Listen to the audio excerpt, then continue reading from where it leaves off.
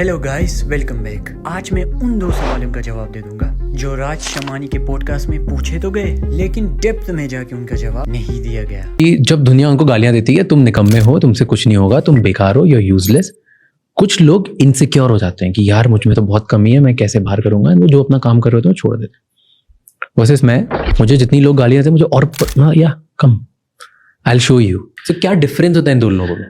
इन दोनों में difference confidence या इंटेलिजेंस का नहीं होता। डिफरेंस होता है the meaning they associate with rejection, criticism और नेगेटिविटी। जो इंसान अपने आप को श्रिंक करता है, बहुत ज़्यादा ओवर थिंकिंग करता है नेगेटिविटी की वजह से, वो क्रिटिसिज्म को एक्सपीरियंस करता है social rejection, threat to his identity और confirmation of his deepest fear और इनसिक्योरिटी, जिसकी वजह से उसका नर्वस सिस्टम प्रोटेक्शन मोड को एक्टिवेट करता है और उसका रिस्पॉन्स क्या होता है?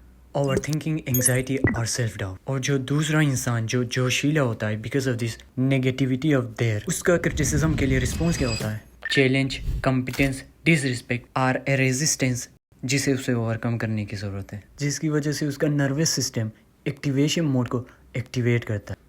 इसीलिए वो इस चीज़ पे बहुत ज़्यादा फोकस्ड होता है। यानी इसका जो रिस्पॉन्स होता है वो चैलेंज बेस्ड रिस्पॉन्स होता है, और दूसरे बंदे का जो रिस्पॉन्स था वो थ्रेट बेस्ड रिस्पॉन्स था। कॉन्वर्सेशन सुन रहा है, उसको लगता है कि यार मैं नेगेटिव चीज़ों से अफेक्ट हो जाता हूँ, मेरा 2-3 दिन खराब हो जाते हैं, ओवर थिंकिंग में चले जाता हूँ, बहुत छोटा फील करता हूँ, इन्फीरियर फील करने लग जाता हूँ।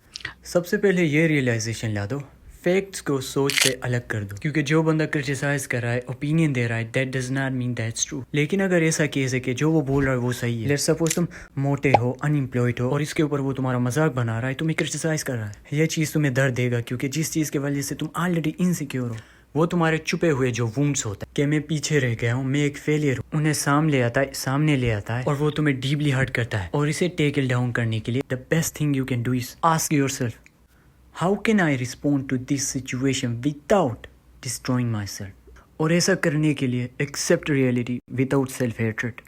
हाँ, मैं मोटा हूँ, अनएम्प्लॉयड हूँ, but that doesn't mean I am worthless, that doesn't mean I am useless.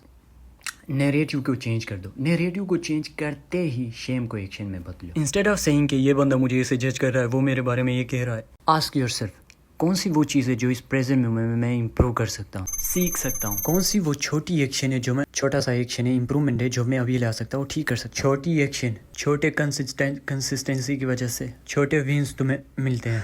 जब छोटे विंस तुम्हें मिलते हैं, तुम्हारे नर्वस सिस्टम को एक एविडेंस मिलता है कि इस बंदे के अंदर अभी भी कैपेबिलिटी है, जिसकी वजह से तुम्हारा सेल्फ रिस्पेक्ट भी बढ़ता है। और तुम्हारा कैपेबिलिटी जब ग्रो होता है, तुम्हारा पावर भी आराम से रीगेन होता है। So this was my take on how you can tackle down certain negative emotion. वो चीज़ें जिनके वाले से तुम ऑलरेडी इनसिक्योर हो, और वो चीज़ें जिनके वाले से तुम इनसिक्योर नहीं हो मगर फिर भी नेगेटिविटी हो, उनको टेकल डाउन कैसे कर सकते हो। ये थे मेरे response. What do you think about my response? Comment section में ज़रूर बता देना।